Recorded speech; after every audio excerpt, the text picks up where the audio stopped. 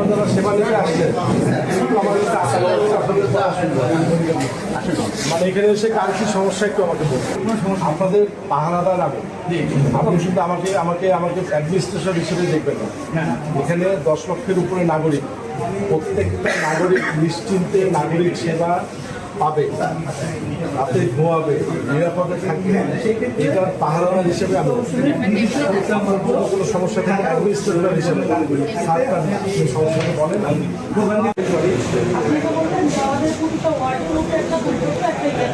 Officer কিন্তু আমরা যদি তাদের কাছে যাই তারা কোনো কিছু টাকা চায় কিন্তু এদের কোনো নির্দিষ্ট ফি কোন মানে কোন উদ্যোক্তা কয় নম্বর আমরা 17 নম্বর কে চাইছে টাকা?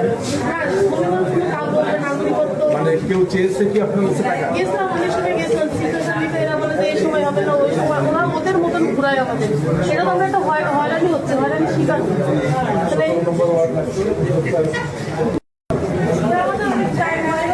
টাকা আপনার নির্ধারিত সরকারকে যে টাকাটা জমা দিতে হবে এর বাইরে 1 টাকা দিবেন, এর বাইরে যদি 1 টাকা কেউ চায় আমার অফিস আপনাদের জন্য খোলা। দোতলায় যাবেন, ডিরেক্ট গিয়ে আমার অফিসে ঢুকবেন, কোনো ভয় পাবেন না। আপনারা যদি আমাদের এগুলো আপনাদের সাহায্য করার জন্যই সরকার জুনিয়র